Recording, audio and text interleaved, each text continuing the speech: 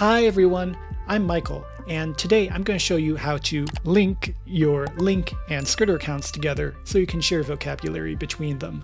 So first off, for this to work, you're going to need both a Skritter account and a LingQ account. I've already gone ahead and I've got a blank Skritter account here with nothing on it. And if we go to link.com, I'm going to sign up for a free account.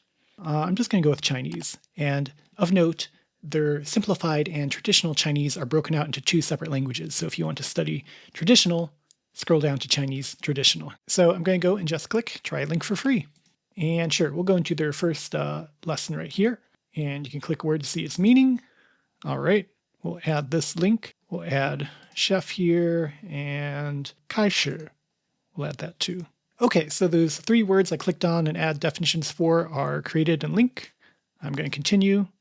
And we're just going to go back to the main LingQ screen. Now, if you go to vocabulary and click this tab here, you'll see the three words that I just added.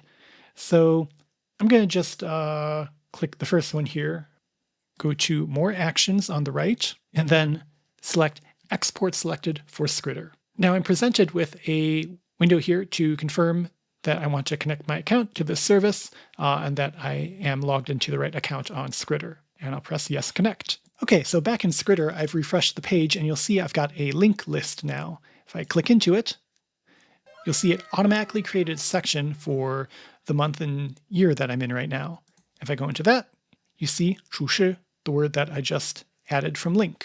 So going forward in the future, you won't have to reauthorize your account. You can just go to the vocabulary page on LingQ, select another word, export selected for Skritter, and it'll just be exported like that.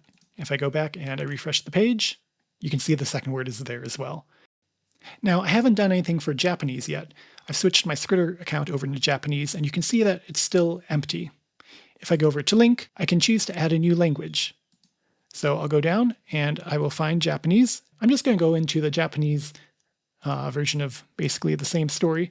And my name is Michael, so I'm going to add the word maiku because that is a very important word for me to know in Japanese. And finish the story.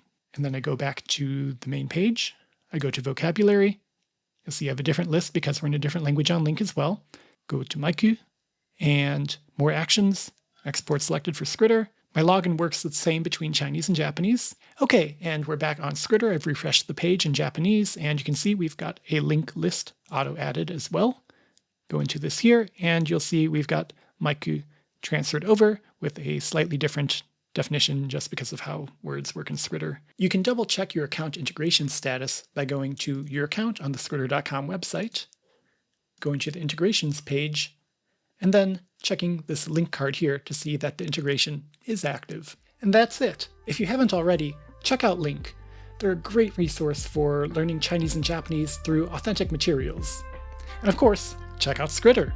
We've got a ton of content to help you level up your Chinese and Japanese. If you like this video, smash that like and subscribe button, and I'll see you next time.